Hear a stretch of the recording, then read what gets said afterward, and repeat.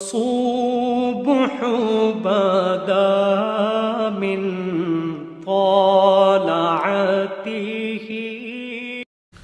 بسم اللہ الرحمن الرحیم. پانچواں پارہ 70واں رکوع سورہ النساء کا 20واں رکوع چل رہا ہے. سورہ النساء میں 135 آیات گزری ہیں. آیت نمبر 135 کے بعد ہے یا ایھا الذین آمنوا آمنوا باللہ ورسولہ.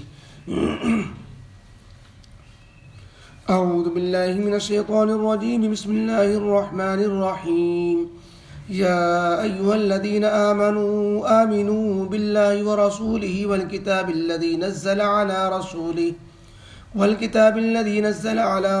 والکتاب الذی انزل من قبل ومن يكفر بالله وملائكته وكتبه ورسله واليوم الآخر فقد ضل ضلالا بعيدا. إن الذين آمنوا ثم كفروا ثم آمنوا ثم كفروا ثم ازدادوا كفرا لم يكن الله ليغفر لهم ولا ليهديهم سبيلا. صدق الله العظيم.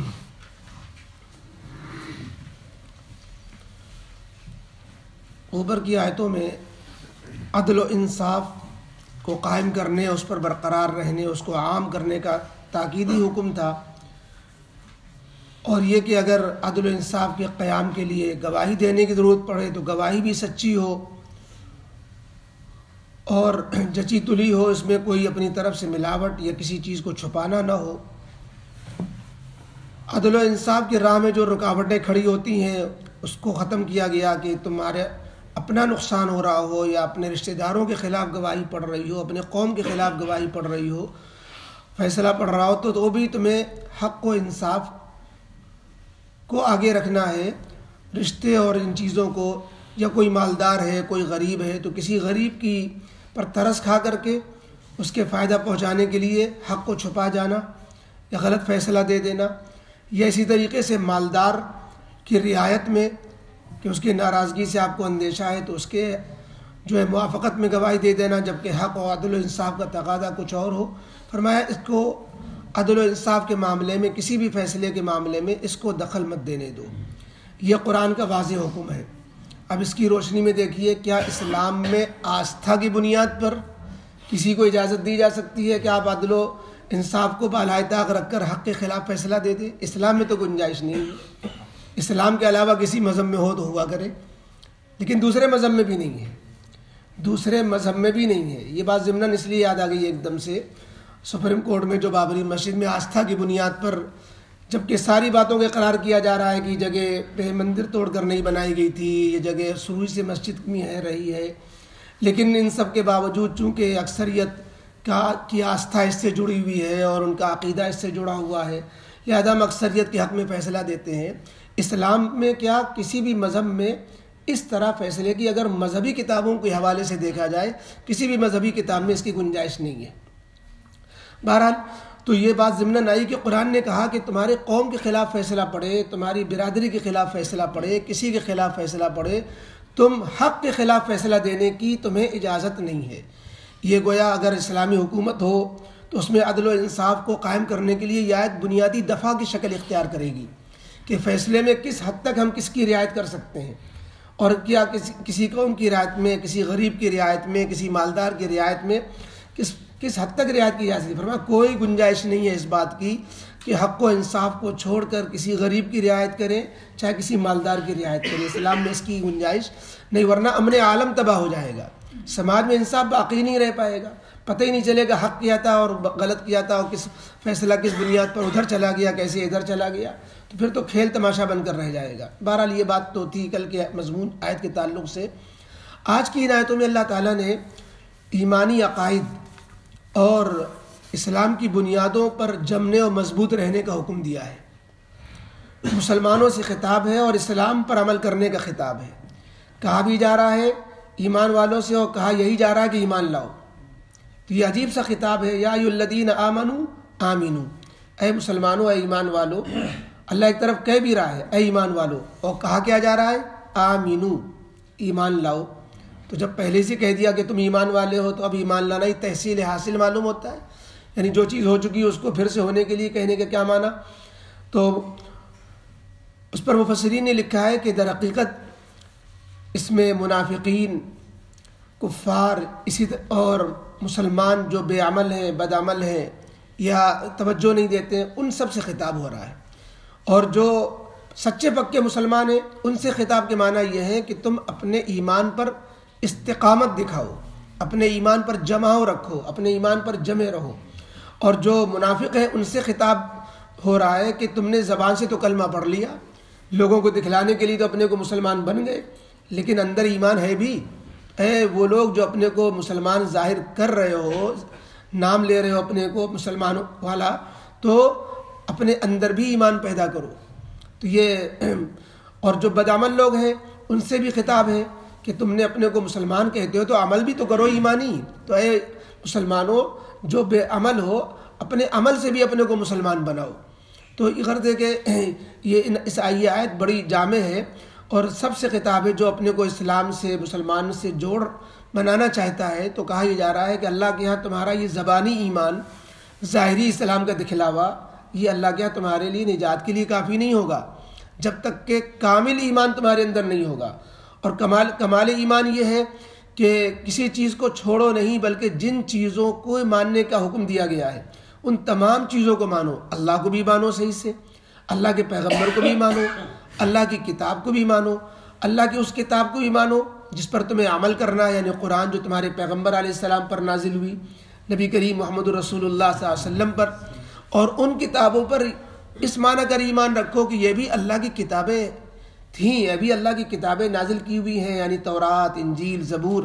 جن کے بارے میں قرآن نے تذکرہ کیا ہے۔ اور جن کتابوں کے بارے میں قرآن نے تذکرہ نہیں کیا تو اس کے بارے میں دو ٹوک انداز میں نہیں کہہ سکتے کہ یہ اللہ کی نازل کی بھی کتاب ہے، اس لیے کہ بغیر دلیل کے جس طرح کسی چیز کا انکار کرنا صحیح نہیں، تو کسی چیز کا اقرار کرنا بھی بغیر دلیل کے صحیح نہیں۔ لہذا ہم نہیں کہہ سکتے کہ یہ وید ہیں اور یہ جو گیتا ہے اور یہ اور کتابیں ہیں آسمانی جو لوگ کہتے ہیں، تو جن کا تذکرہ قرآن نے کر دیا اس کا انکار کرنا تو کفر ہو جائے گا، اور جس کا تذکرہ قرآن نے نہیں کیا تو اگر کوئی مضبوط دلیل اس کی ہے، قرآن میں نہیں ہے تو حدیث میں ہو، لیکن حدیث میں بھی نہیں ہے تو پھر محض تاریخی بنیادوں پر احتمال اور شک کا تو فائدہ ملتا ہے کہ ہو سکتا ہو، لیکن چونکہ ہمارے پاس کوئی مضبوط دلیل نہیں تو نہ ہم اقرار کریں گے نہ انکار کریں گے۔ اور عمل کرنے کے لیے اللہ رب العزت نے تو جو پچھلی کتابیں جن کا ہم اقرار کر بھی رہے ہیں ان پر بھی عمل کرنے کی آج اجازت نہیں ہے۔ عمل کرنے کے لیے اللہ تعالیٰ نے آخری کتاب، دائمی کتاب، محفوظ کتاب قرآن کریم کو ہی بنایا ہے۔ اس لیے آگے اللہ نے فرمایا کہ یہ مت سمجھو کہ ہم جو ہے چند باتوں پر ایمان لے آئے اور نماز جو ہے عید کی نماز پڑھ لی، جمعہ کی نماز پڑھ لی، ہو گیا، بلکہ جو جو چیزیں ایمان کے مخالف ہیں ان چیزوں کو بھی سمجھنا پڑے گا۔ کن چیزوں سے ہمارا ایمان نکل جاتا ہے، کن چیزوں سے ہم ایمان سے ہٹ جاتے ہیں، کٹ جاتے ہیں، ایمان ہمارا کھو جاتا ہے۔ مثلا اللہ کو مانا، اللہ کے فرشتوں کو نہیں مانا، اللہ کو مانا، اللہ کی بعض کتابوں کو مانا، بعض کو نہیں مانا، یا بعض پیغمبروں کو مانا، بعض پیغمبروں کو نہیں مانا، عیسیٰ علیہ السلام کو مانا، موسیٰ علیہ السلام کو نہیں مانا، موسیٰ علیہ السلام کو مانا، آخری پیغمبر کو نہیں مانا، تو جس طرح یہود و نصارہ کر رہے ہیں، یا جو ہے اور دوسرے مذہب والے۔ اسلام میں یہ ہے کہ آپ کسی بھی پیغمبر کا انکار نہیں کر سکتے، کسی بھی پیغمبر، اور جن پیغمبروں کو آپ پیغمبر ہونا ان کا مشکوک ہے لیکن اور وہ پیغمبر نہیں بھی ہیں تو بھی آپ کسی بھی مذہب والے کے اسکالر کو، اس کے جو ہے جس کو وہ لوگ اپنا مذہبی تقدس کا درجہ دیتے ہیں، آپ ان کی توہین نہیں کر سکتے۔ اسلام میں کہا گیا کہ تم کسی کو برا بھلا نہیں کہہ سکتے۔ تو قرآن نے کہا کہ اگر تم نے کسی پیغمبر کا بھی، کسی بھی پیغمبر کا انکار کر دیا کہ تم مسلمان ہو، تمہاری یہودیوں سے لڑائی ہے، تو تم ان کے پیغمبر موسیٰ علیہ السلام کے بارے میں کچھ بدزبانی نعوذ باللہ کر جاؤ تو مسلمان نہیں رہ جاؤ گے، عیسیٰ علیہ السلام کے بارے میں کچھ غلط کلمہ کہہ جاؤ گے تو تم مسلمان نہیں رہ جاؤ گے۔ اس لیے فرمایا کہ جو بھی اللہ کا انکار کرے یا فرشتوں کا کرے یا کتابوں کا، پیغمبروں کا انکار کرے، آخرت کے دن کا انکار کرے، تو یہ معمولی گمراہی نہیں، وہ ایمان سے چلا گیا، بہت دور جا کر کی گمراہی میں گرا ہے، وہ اتنی دور گمراہی میں گرا ہے کہ اس کے عمل ضائع ہو گئے، وہ اسلام میں باقی نہیں رہا، وہ مومن نہیں رہا۔ تو لہذا یہ اپنے سمجھنا کہ کن چیزوں سے ہم اپنے اسلام کو سلامت رکھ سکتے ہیں۔ عقائد کی وہ چیزیں بنیادی چیزیں جو ہوا کرتی ہیں ان کو علماء کی اصطلاح میں ضروریات دین کہا جاتا ہے، یعنی دین کی وہ ضروری باتیں کہ جس کا جاننا عام و خاص ہر فرد، ہر مسلم مرد عورت پر جس کا جاننا اور ایمان لانا جس پر ضروری ہوتا ہے، وہ ضروریات دین کہلاتی ہیں۔ اس میں ایمان مفصل میں 7 چیزیں آئی ہوئی ہیں، تقدیر پر ایمان لانا بھی اس میں شامل ہے، اس کا ذکر اس آیت میں نہیں کیا گیا، کیونکہ جب آدمی آسمانی کتاب پر ایمان لائے گا، قرآن پر ایمان لائے گا اور اللہ کے پیغمبر پر ایمان لائے گا تو تقدیر پر ایمان لانا تو اس کا حصہ بنے گا ہی۔ اسی طریقے سے اور کئی چیزوں کا ذکر نہیں ہے، لیکن کتاب اللہ پر اور رسول اللہ پر ایمان لانے کے تقاضے میں پھر ساری ان باتوں پر ایمان لانا، معراج کا پر ایمان لانا کہ اللہ کے نبی علیہ السلام کو معراج ہوئی، برحق ہے۔ کوئی انکار کرے گا معراج کا تو قرآن کی اس حصے کا انکار ہو جائے گا جس میں کہا گیا کہ اللہ تعالیٰ اپنے نیک بندے کو، چہیتے بندے کو مسجد حرام سے مسجد اقصیٰ لے گیا، سبحان الذی اسریٰ بعبدہ، وہ کافر ہو جائے گا، کیونکہ قرآن کی آیت میں یہ چیز موجود ہے، جس معراج کا ایک حصہ قرآن میں موجود ہے، ایک حصے کا تذکرہ حدیث میں موجود ہے۔ تو لہذا جو ہے کسی بھی ایسی بات کا انکار کرنا یہ معمولی بات نہیں ہے۔ آج جو گمراہیاں پھیلی ہوئی ہیں، فرقے پھیلے ہوئے ہیں، اور بہت سے فرقوں میں جو ہے یہ امت نئے نئے نیبل اہل قرآن اور فلاں نام رکھ کر کے لوگوں میں اپنا پرچار کرتے ہیں، یہ سب اہل باطل کی سازشیں ہیں جو مسلمانوں کو گمراہ کرنے کے لیے پھیلائی جاتی ہیں۔ جب باطل حکومتیں ہوتی ہیں اور غیر اسلامی حکومتیں ہوتی ہیں تو اس میں یہ فتنے پھیلائے جاتے ہیں، عیسائیوں کو بڑھاوا دینے کے لیے، قادیانیوں کو بڑھاوا دینے کے لیے، حدیث کا انکار کرنے کے لیے، صحابہ کا مخالف بنانے کے لیے، اور جو ہے اسلاف سے، علماء سے بدظن کرنے کے لیے، کتاب و سنت سے دور کرنے کے لیے، تاکہ وہ ایک عقیدہ ذرا گڑبڑ ہو گیا تو انسان کے تو ایمان کے لالے پڑ جائیں گے۔ اس لیے اس آیت میں کہا گیا کہ تم اپنی ایمان کی فکر کرو۔ ایمانیات، عقائد، یہ اتنی اہم چیزیں ہوتی ہیں کہ اگر یہ سلامت ہے، بدعملی ہے تو اللہ کی ضرور نجات ہو جائے گی، لیکن یہ کہ آپ کا ایمان و عقیدہ ہی درست نہیں ہے تو آپ کے اعمال بھی پھر اللہ کے مقبول ہی نہیں ہوں گے۔ لہذا ضروریات دین میں سے کسی کا انکار کر دینا، اسی میں سے صحابہ کو برحق ماننا بھی ہے۔ اور آگے کی آیت میں اللہ تعالیٰ نے فرمایا کہ بہت سے لوگ وہ ہیں ایمان لائے، ایمان لانے کے بعد پھر ایمان سے ہٹ گئے، پھر ایمان لائے، پھر ایمان کے بعد پھر ایمان سے ہٹے، اور پھر ہٹتے ہی چلے گئے یہاں تک کہ پھر اسی حال میں وہ کفر میں بڑھتے بڑھتے مر ہی گئے۔ یہ کن لوگوں کے بارے میں کہا جا رہا ہے؟ بعض مفسرین نے کہا یہ وہ منافقین ہیں جو اسلام کا پہلے انہوں نے دکھلاوا کیا، لیکن وہ چونکہ دکھلاوا ہی تھا، وہ مسلمان تھے ہی نہیں، پھر ان کا کفر ظاہر ہو گیا۔ جب کفر ظاہر ہوا تو پھر ایمان لے آئے کہ ارے کسی طرح پردہ ڈالا جائے، لیکن انہوں نے پھر کفر کیا اور کفر میں پھر آگے بڑھتے ہی چلے گئے اور آیا ہو گیا، جیسے عبداللہ بن ابی منافق یا عبداللہ بن ابی بن سلول، اسی طریقے سے اور کچھ منافقین کے نام آتے ہیں کہ ان کا کفر کھلا، پھر جو ہے کفر میں بڑھتے چلے گئے۔ یا جیسے اوپر 2 رکوع پہلے ایک واقعہ آیا تھا بشر نام کے جو ہے قبیلے بنو ابیرق کے ایک شخص کا، کہ وہ نبی کریم علیہ الصلاۃ والسلام کے پاس فیصلہ لے گیا، یہودی کے مقابلے میں پھر جو ہے فیصلہ لے گیا تمہارے فاروق کے پاس، اور پھر اس کے وہ شخص جو ہے جو چور تھا وہ منافق، اور وہ بھاگ گیا مکہ مکرمہ میں جا کے مرتد ہو گیا۔ تو غرض ہے کہ ان لوگوں کے بارے میں کہا جا رہا ہے۔ اور بعض مفسرین کہتے ہیں یہ بات کہ ایمان لائے پھر کفر کیا، پھر ایمان لائے پھر کفر کیا، پھر پکے کفر میں بڑھتے چلے گئے، یہ یہودیوں کے بارے میں کہا جا رہا ہے۔ یہودی بنی اسرائیل کہلاتے تھے، وہ حضرت موسیٰ علیہ السلام پر، تورات پر ایمان لائے۔ پھر انہوں نے جب موسیٰ علیہ السلام تورات لینے کے لیے کوہ طور پر گئے تو انہوں نے بچھڑے کی پرستش کر دی اور شرک کر لیا اور پوجا پاٹ شروع کر دی، ایک بچھڑا بنایا اور خود ہی اس کو اس نے جو اس کے ان میں سے ایک سرغنہ تھا، اس کا نام تھا جو سامری، تو سامری نے ایک بچھڑا بنایا، اس میں وہ زیورات سونے چاندی کا خوبصورت سا بچھڑا بنا کر کے لوگوں کو دعوت دی کہ دیکھو موسیٰ تو نہ معلوم کہاں چلے گئے حق کی تلاش میں، یہی تمہارا معبود ہے، دیکھو کتنا خوبصورت ہے، اور دیکھو اس سے ایک آواز نکل رہی ہے، وہ 9ویں پارے میں اس کی تفصیل آئے گی۔ تو لوگ اس کی پوجا پاٹ کرنے لگ گئے، بنی اسرائیل کے 70,000 لوگ تقریباً مرتد ہو گئے اور شرک شروع کر دیا۔ غیر اللہ کی پوجا پاٹ یہی تو شرک ہے، اللہ کی ذات و صفات میں کسی کو شریک سمجھنا، اس کو ہی سمجھنا کہ یہی سب کچھ کرنے والا ہے۔ تو پھر اللہ تعالیٰ کی طرف سے ان کو حکم ہوا کہ توبہ کریں، اور توبہ میں سے جو ہے جنہوں نے کھلم کھلا کفر و شرک کیا تھا ان کے لیے شرط ہو گئی کہ ان کو قتل کیا جائے، تبھی اللہ تعالیٰ کی طرف سے معافی ہوگی۔ اس کی سزا میں قتل کیے گئے جیسے مرتد ہونے کی سزا ہوتی ہے۔ تو بہرحال وہ لمبی تفصیل ہے۔ تو وہ پہلے ایمان لائے تھے موسیٰ علیہ السلام پر، پھر انہوں نے کفر شرک شروع کر دیا، گوشالہ پرستی اور بچھڑے کی پوجا کر کے، یہ کفر ہو گیا۔ جب موسیٰ علیہ السلام تورات لے کر آئے، ان کو سمجھایا، پھر ایمان میں آ گئے واپس۔ جب پھر ایمان میں واپس آئے تو وہ جو دور ختم ہوا تو عیسیٰ علیہ السلام کا زمانہ آیا تو پھر کافر ہو گئے، عیسیٰ علیہ السلام کو نہیں مانا انہوں نے، اور پھر عیسیٰ علیہ السلام پر جو کفر کیا، نہیں مانا، تو اللہ تعالیٰ نے ان کی ہدایت کے لیے 576 برس کے بعد نبی آخر الزماں محمد رسول اللہ صلی اللہ علیہ وسلم کے بعد بھیجا، تو کفر میں اور بڑھتے چلے گئے۔ یہ موقع تھا کہ پھر ہدایت پر واپس آتے، تو ہدایت پہ واپس نہیں آئے بلکہ کفر میں اور بڑھتے چلے گئے۔ وہ آج تک کافر مشرک بنے ہوئے ہیں کہ وہ نبی کریم علیہ السلام پر ایمان نہیں لاتے، الا ماشاء اللہ کے چند ایمان لائے۔ تو بہرحال یہ یہودیوں کے بارے میں ہو یا منافقوں کے بارے میں، بلکہ اس کا مصداق تو کہا جائے کہ ہر زمانے میں لوگ ہوتے رہتے ہیں، یہ ڈاما ڈول ہوتے رہتے ہیں، اور قیامت کے قریب تو ایسا بہت ہوگا۔ حدیث پاک میں آتا ہے کہ قیامت کے قریب آدمی صبح کو مومن، شام کو کافر، شام کو مومن، صبح کو کافر، یعنی اس کو تمیز ہی نہیں ہوگی کہ میں کفریہ کلمہ بول رہا ہوں اور میں یہ حرکت کر رہا ہوں جو ہمیں اسلام سے خارج کر دیتی ہے۔ ہم نے جو ہے قرآن کو نعوذ باللہ کچھ گالی بک دی، ہم نے شریعت کے خلاف مذاق کر دیا، ہم نے کسی سنت کا مذاق اڑا دیا۔ یہ سب ایسی چیزیں ہیں کہ جس سے انسان اسلام سے نکل جاتا ہے۔ اسی لیے حدیث پاک میں آتا ہے جددوا ایمانکم، اپنے ایمان کی تجدید کرتے رہا کرو۔ ایمان کی تجدید کے معنی کیا ہے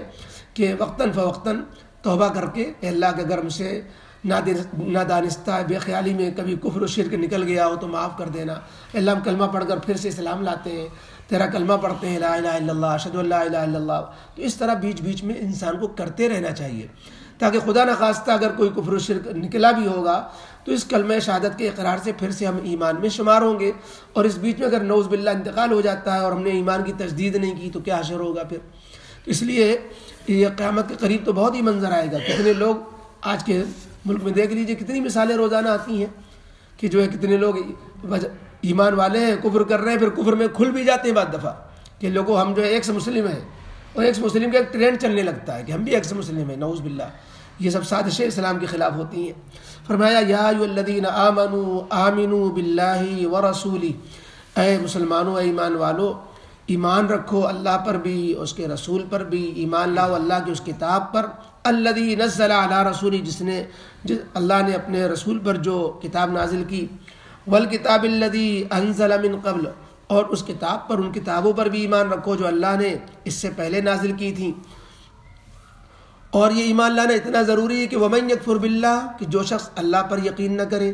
ایمان نہ رکھے، وملائکتی، اللہ کے فرشتوں کا انکار کر دے، وکتبی، اللہ کی کتابوں پر ایمان نہ لائے، ورسلی، اللہ کے رسولوں کا انکار کرے، والیوم الآخر، آخرت کا دن کا منکر ہو جائے، فقد ضل ضلالا بعیدا، تو وہ ایمان والا ہی نہیں رہا، وہ بہت دور کی جا کے گمراہی میں پڑ گیا۔ ان الذین آمنوا ثم کفروا، بے شک وہ لوگ جو ایمان کا اظہار جنہوں نے کیا، ثم کفروا، پھر کافر ہو گئے، ثم آمنوا، پھر ایمان میں آئے، ثم کفروا، پھر کفر میں چلے گئے، ثم ازدادوا کفرا، پھر کفر میں بڑھتے ہی چلے گئے۔ تو اللہ تعالیٰ کی طرف سے بھی جب انہوں نے کفر کو اختیار کیا تو اللہ تعالیٰ نے پھر زبردستی ان کو ہدایت پر واپس نہیں لایا، کیونکہ اللہ تعالیٰ کے یہاں اختیار دیا جاتا ہے، تم چاہے ایمان پر آؤ چاہے کفر اختیار کرو، اللہ تعالیٰ کے یہاں زبردستی نہیں کی جاتی ہے۔ لہذا اللہ نے یہ کیا کہ پھر ان کو توفیق نہیں بخشی اور ان کو یہ ہے کہ ایمان پر واپس آتے۔ لم یکن اللہ لیغفر لہم، تو اللہ کو نہیں پڑی کہ ان کو جو ہے